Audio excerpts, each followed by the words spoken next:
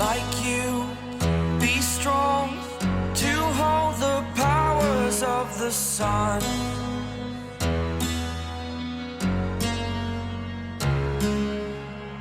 To dream, believe in strength. Now I'm the only one. In today's video, we're not just watching another episode unfold.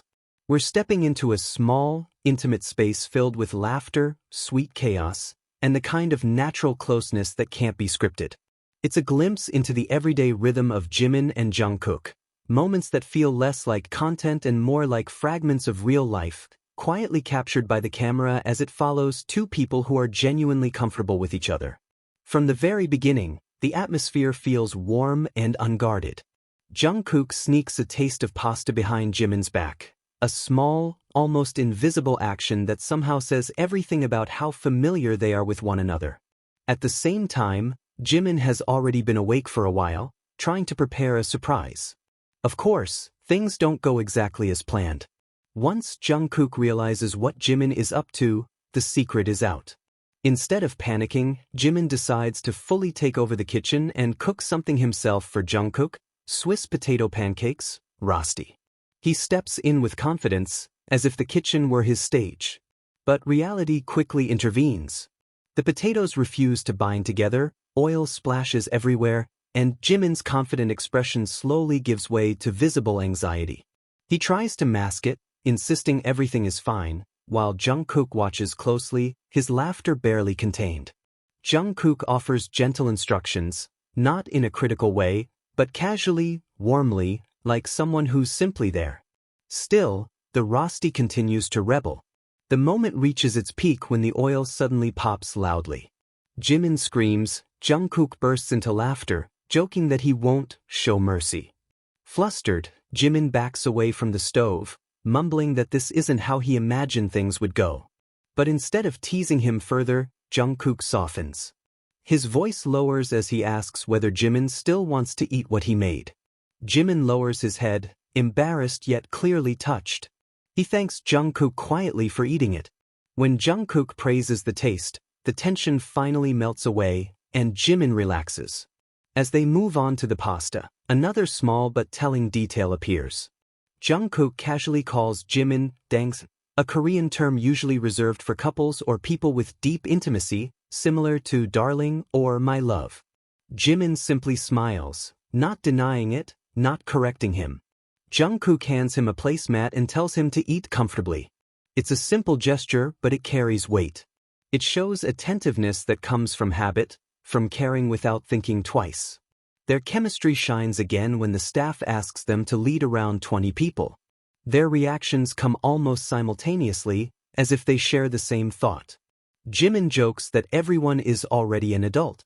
Jungkook echoes the sentiment, and laughter fills the room. Moments like this make it clear how often they move in sync without planning to. Later, as night falls and they gaze at the stars, the mood shifts into something softer. Jungkook points to the sky and says that side belongs to Hyung's side, as if even the heavens are divided by Jimin's presence. Jimin jokes that he asked the staff to move the moon so it wouldn't be too distracting. Jungkook then admits he was genuinely moved because Jimin prepared everything quietly, without saying a word beforehand. There's no need for long dialogue. The silence between them is warm, calm, and deeply intimate. One of the sweetest moments comes when Jungkook feeds Jimin directly with his hand.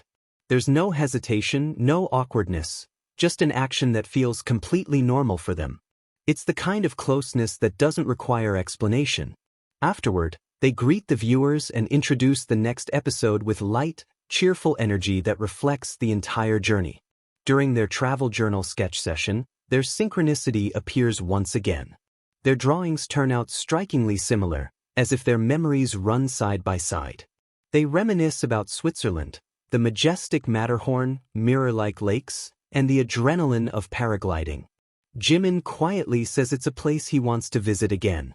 Jungkook calls it the coolest mountain he's ever seen. Their smiles say more than words ever could. They also revisit their memories from Da Nang, the intense heat, delicious pho, and their first parasailing experience.